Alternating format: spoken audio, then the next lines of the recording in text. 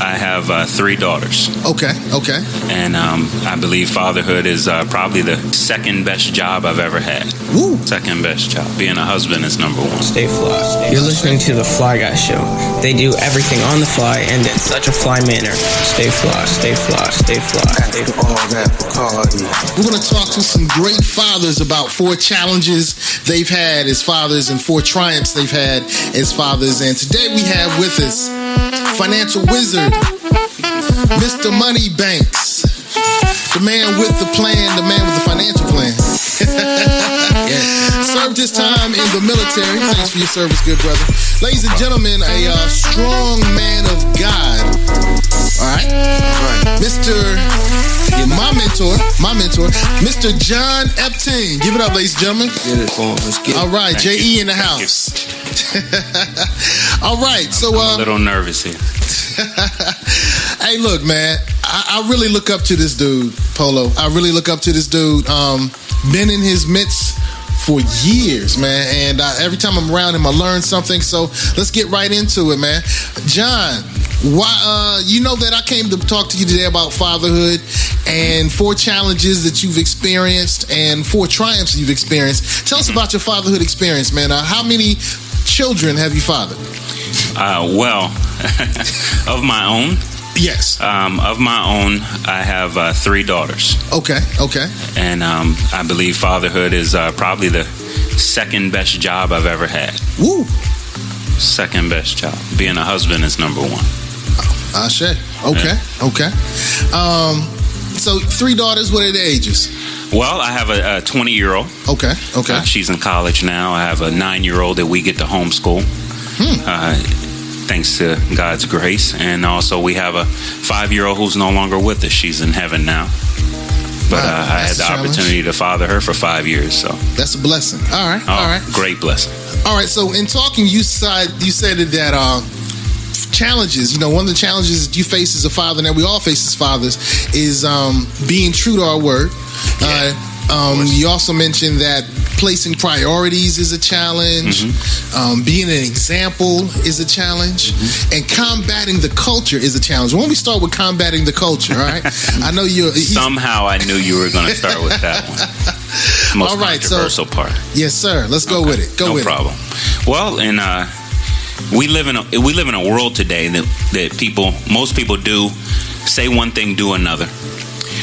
We say we have moral fiber, but we do not. You could tell by their actions, and I can't take all the credit really for how I've been able to overcome that challenge as a father. First of all, I gave my life to Christ in 2001, and actually 2001 ended up being one of the best years of my life, probably the second best year of my life. I got involved in financial services. I married my beautiful wife, Yabby, and I gave my life to Christ. So I think I had my goodness, I knocked it out of the park in 2001. And through my relationship with Christ and me, now let me back up a little bit. I'm the oldest of 9 children. And you grew up in Chi-Town, right?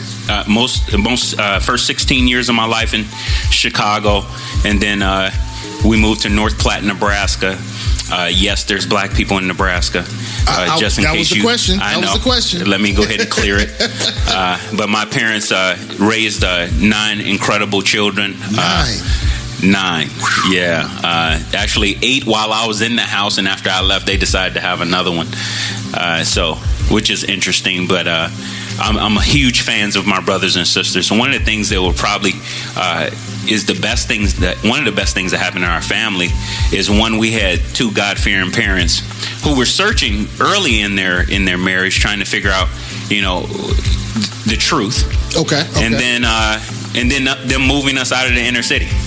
That probably helped us a great deal. Gotcha. Because I look at my brothers and sisters now, they're just incredible people. They're the type of people who you want to be around, and when you're around them, they challenge you.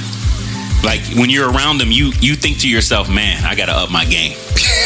Man, I need to be better. So is that where the challenging the culture bent comes from? That experience? It comes from that experience, because our parents didn't really shelter us, but they educated us through the process.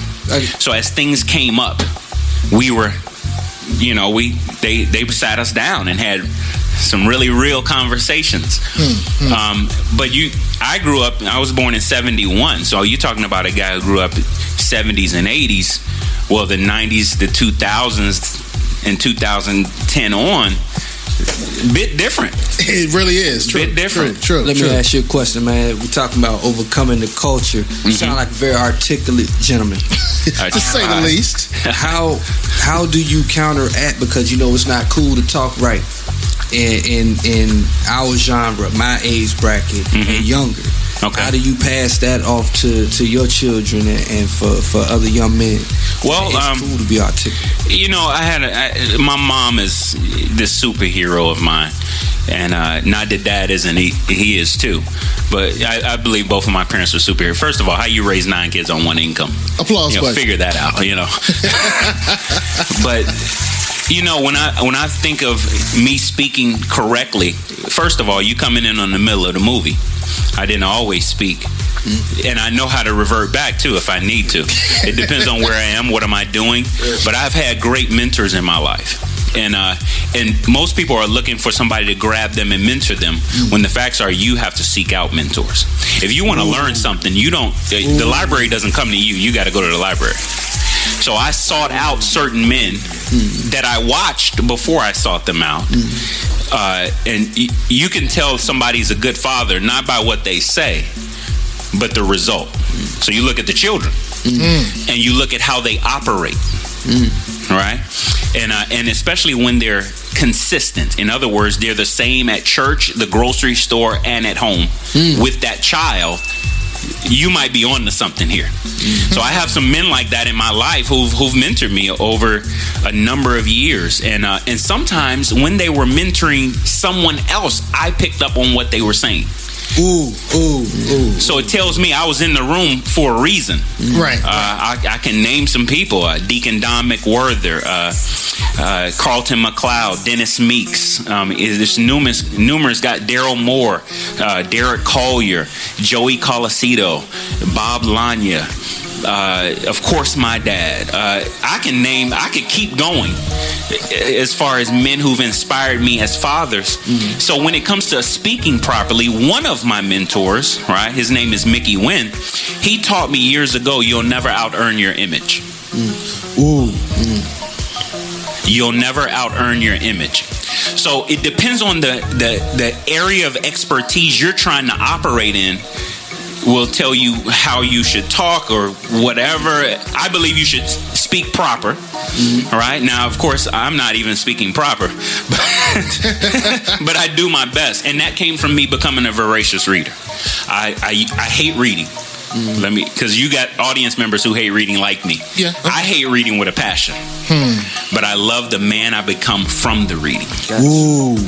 So I do it anyway. And is that one of the ways you challenge the culture, by mentoring and by forcing ourselves to do things that improve ourselves? Absolutely. Success is uncommon. Matter of fact, Tony Dungy wrote this in his book, Great Man of God. He wrote this in his book. He said, success is uncommon, therefore it shouldn't be enjoyed by the common man. Woo. You have to step outside yourself and be something bigger than you if you want to be big. So, sometimes we think too small. Ashe. All right, now you mentioned that countering the culture was one of the big things, and that's what I really enjoyed. But you also said being consistent. Being consistent. Why is that a challenge as a father? Or how's it been a challenge as a father for you? Let me give you... I used to be this tough guy. Okay. Some people thought I was anyway. And growing up, I thought I wanted boys, but I understand why God gave me girls. He needed to soften me. He needed me in a different position, especially for the call he had on me and the things I get to do in the community, the people I have to associate myself with. So I have these girls. Now, in being consistent, let me just talk about a small one. My 9-year-old, we are Starbucks and Skinny Dip fans. Okay? Being consistent. I kind of have a rule that she can't have a Starbucks anything after 4 p.m. But she's gorgeous. And she's my princess. And if we drive by a Starbucks and it's 4:25, it's a struggle to say no. That's being consistent in a small sense. But being consistent in another sense is reading the word with her consistently. So it's not a once in a lifetime thing. It's a consistent thing. She expects it. Opening her door for her. Carrying her bags. I'm just talking about my daughters. Right. I do it for my wife as well. But you know, I am a man. I am a human. Sometimes I don't want to open their door. I don't want to walk all the way over there. I'm just being honest. If I can. Yeah, please. Sometimes I want to, sit back and watch a show or something. Right. But in being a father, what I understand now, probably more than I ever have, is my children really aren't mine. They're God's. I'm merely a steward of them. I'll give you an example. I have an iPad in my car now, right? Or I give you my Note 3 sitting on my hip here, and I let you hold it for a month. And because it's mine, I got a funny feeling you'll kind of take care of it. You'll make sure it doesn't get broken. You won't let it fall on the floor or anything like that. Okay. Right. Okay. When I come back to get it, you can't be upset, can you? Ooh. I'm speaking in reference to the loss of my daughter. A lot of people got shocked. 2012, March 30th, the Lord decided that it was time for her to come home.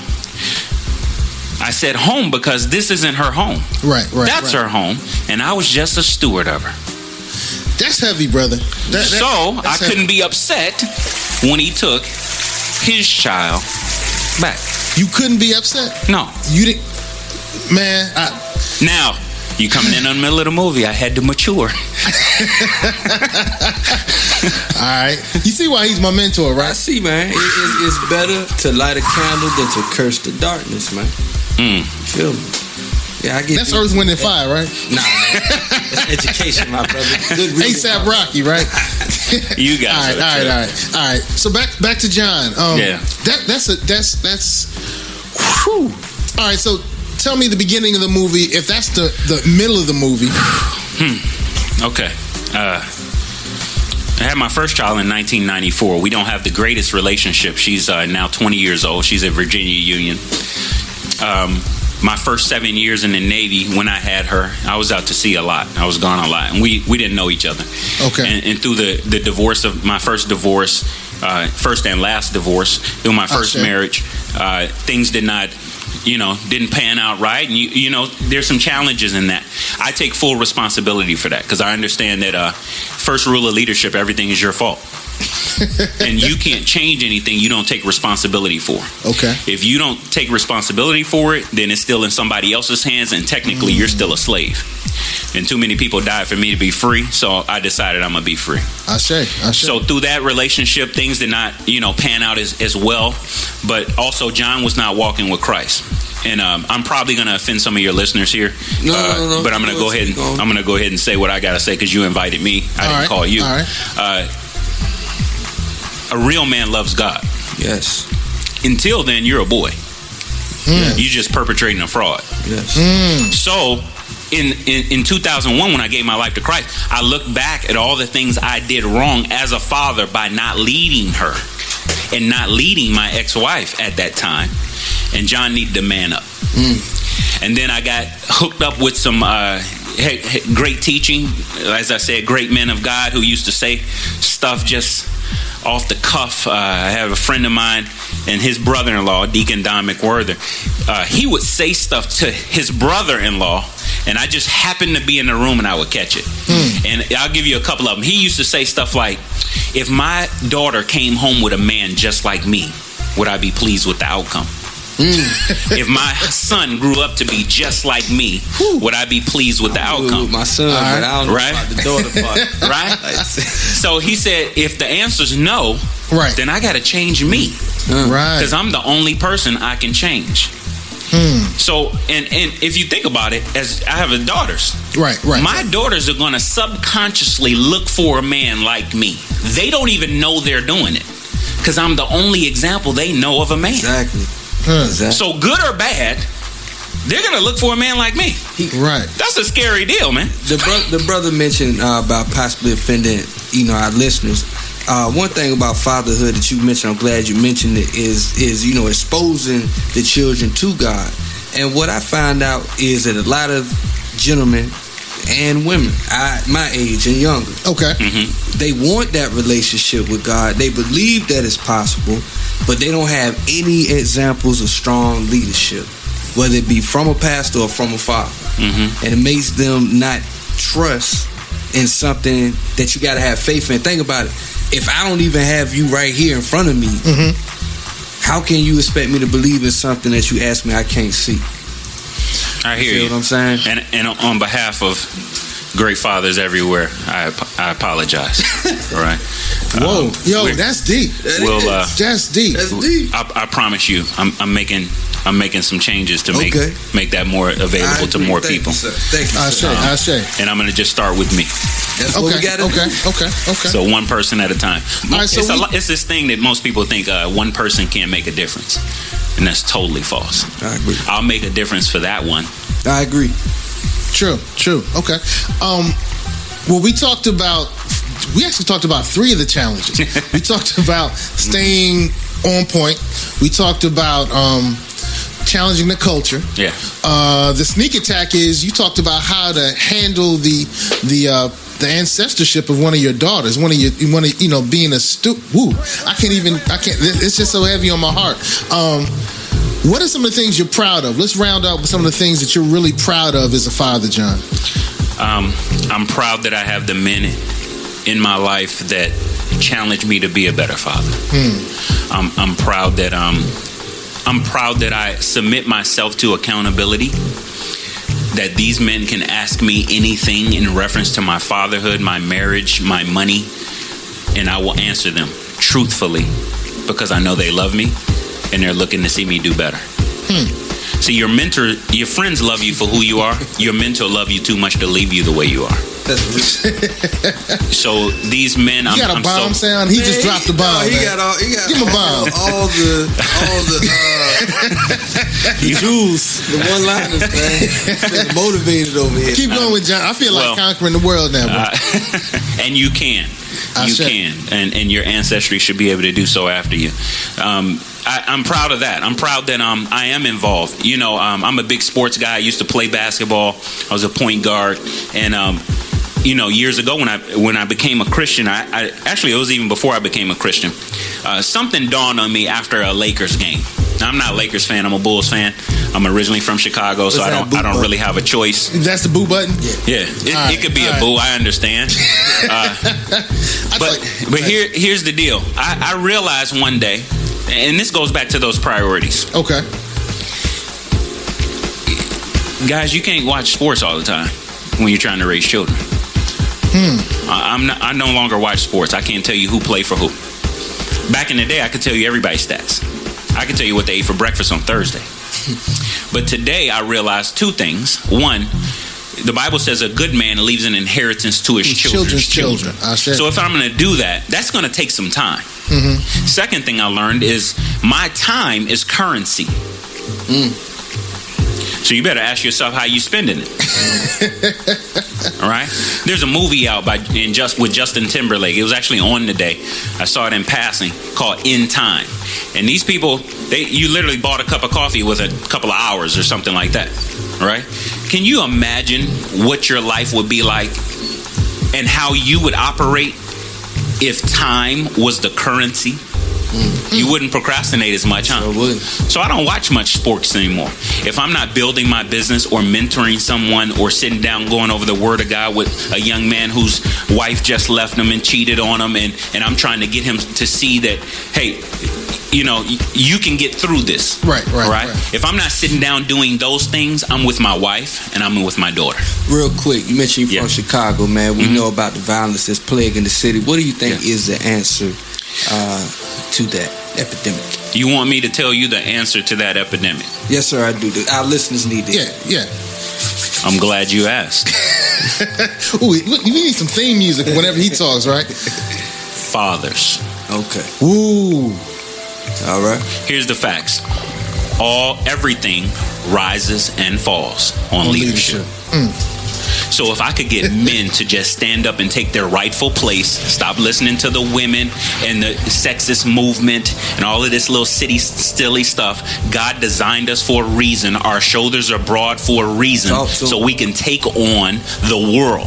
I promise you, if I can gather up enough of my brothers and sisters in Christ, but especially the brothers, to just bear arms, pick up your cross, follow me, I promise you I will turn this world around.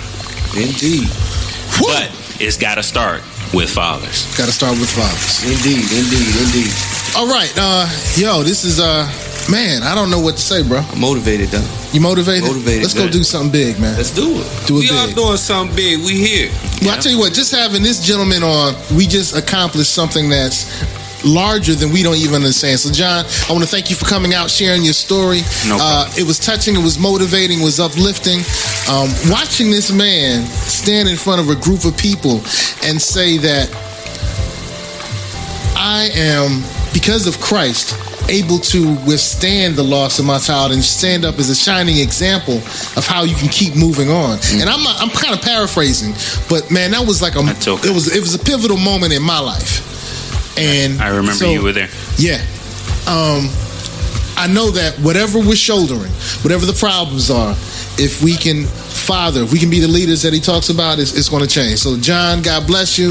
God bless the you. ancestors are smiling on you, brother. They're smiling on you, brother. What is that word that you keep saying? Ashe, it means let it be. Let it be. Thank you, my brother. Ashe. All right, ladies and gentlemen, Daddy Man Radio, we're all about fathers, talking about the pivotal and defining moments of fatherhood. Today we had John Epting, Chirac Zone, Chi-Town Zone, now a financial provider. Thank you, brother. Have a great day. No problem. Thank you, man. Stay fly, stay fly, stay fly, stay fly, stay fly, stay fly, stay fly, stay fly.